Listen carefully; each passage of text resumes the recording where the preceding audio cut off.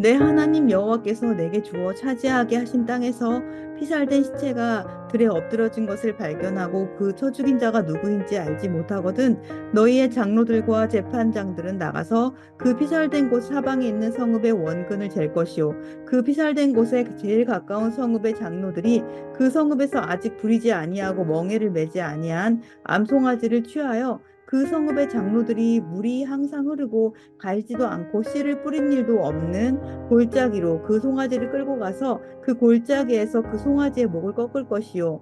레위 자손 제사장도 그리로 갈지니 그들은 내 하나님 여호와께서 택하사 자기를 섬기게 하시고 또 여호와의 이름으로 축복하게 하신 자라. 모든 소송과 모든 투쟁이 그들의 말대로 판결될 것이니라. 그 피살된 곳에서 제일 가까운 성읍의 모든 장로들은 그 골짜기에서 목을 꺾은 암송아지 위에 손을 씻으며 말하기를 우리의 손이 이 피를 흘리지 아니하였고 우리의 눈이 이것을 보지도 못하였나이다. 여호와께서 주께서 속량하신 주의 백성 이스라엘을 사하시고 무죄한 피를 주의 백성 이스라엘 중에 머물러 두지 마옵소서 하면 그 피를 흘린 죄가 사함을 받으리니 너는 이와 같이 여호와께서 보시기에 정직한 일을 행하여 무죄한 자의 피 흘린 죄를 너희 중에 제할지니라.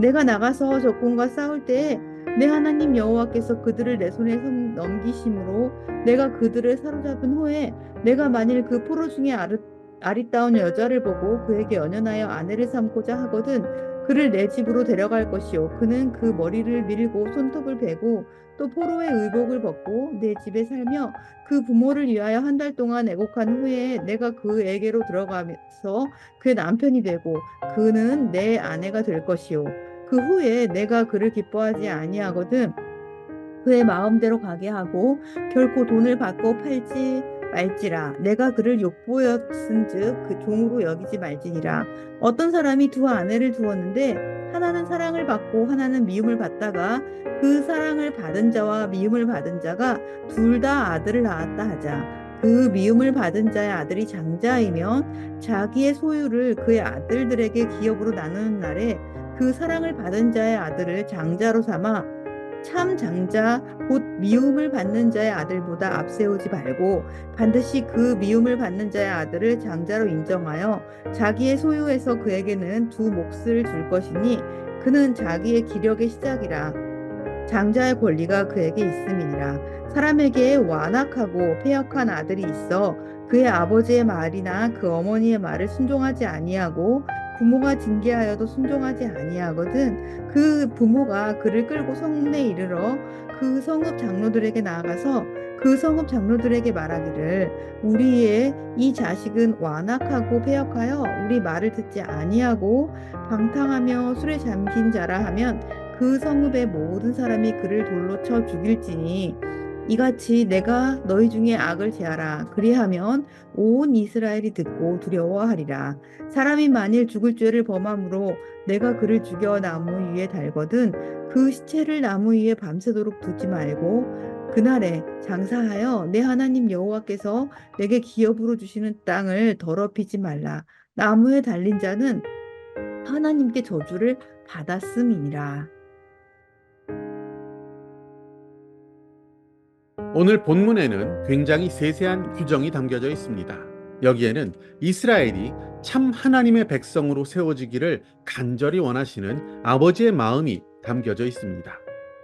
이제 가나안 땅에 들어가서 살게 될 때 만일 살인자가 누구인지 모르는 미제 사건이 벌어진다면 그 죽음에 대한 책임을 누군가 져야 한다. 그 책임은 가장 가까운 성읍에 있는 자들이 진다. 그리고 암송아지의 목을 꺾어서 누군가의 살인에 대한 죄를 대속하게 하십니다. 이 규정은 매우 중요한 하나님의 뜻을 담고 있다라고 생각합니다. 누군가의 죽음에 대해서 관심을 가져야 할 공동체, 그리고 책임을 져야 하는 공동체가 되어야 한다라는 것을 분명히 하십니다.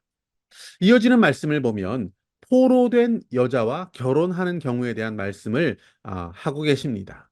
왜 이런 규정까지 말씀을 하시는가? 우리는 이 규정에 대해서 좀 생각해 보기 원합니다. 인류 역사 가운데 남성들이 행한 가장 큰 악행 가운데 하나는 포로된 여인들에 대한 육체적, 성적 학대였다라고 할 수 있습니다. 일본 사람들이 저질렀던 성노예 위안부 사건은 아직까지도 우리에게 끔찍한 악행으로 깊은 상처로 남아 있습니다. 하나님께서는 아무리 전쟁 포로로 잡힌 여인이라 할지라도 그에게 도를 벗어난 악행을 저지르지 못하게 하는 규정을 주고 계십니다. 하나님은 이스라엘 남성들이 포로된 여인을 취할 수 있는 유일한 길, 그것은 오직 결혼 언약이라는 것을 분명히 하고 계십니다. 이방 족속들과의 전쟁 과정에서 포로된 여인을 취하기 원한다면 일단 집으로 데려가서 먼저 보호자가 되어 주어야 합니다. 그리고 1개월 정도의 시간 동안 머리를 밀게 하고 손톱을 베고 또한 포로된 의복은 갈아입고 자신의 부모를 위해서 애곡할 수 있는 시간을 주어야 한다라고 말씀하십니다.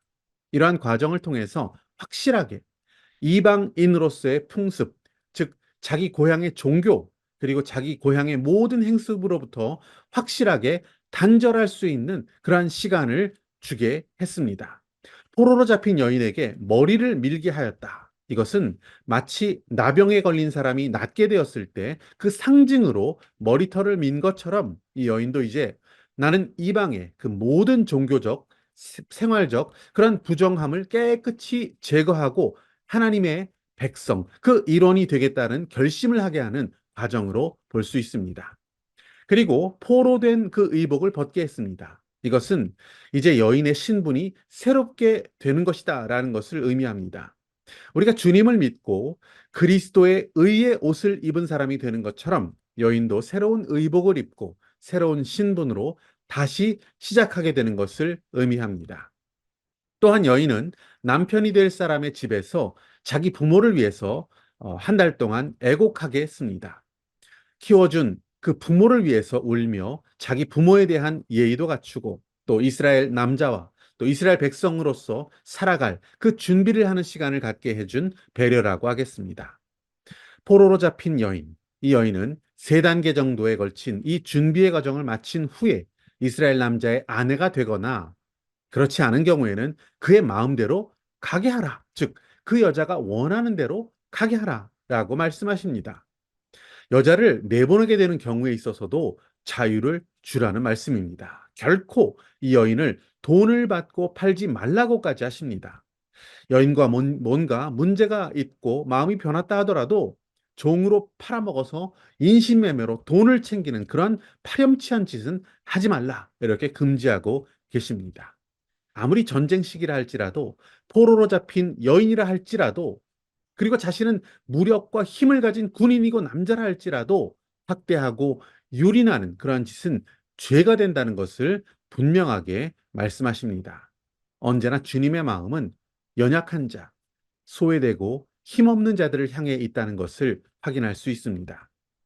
우리도 그런 주님의 마음, 그 마음을 깨닫고 우리도 그 마음을 실천하며 더욱 주님 닮은 삶을 살아가기를 원합니다.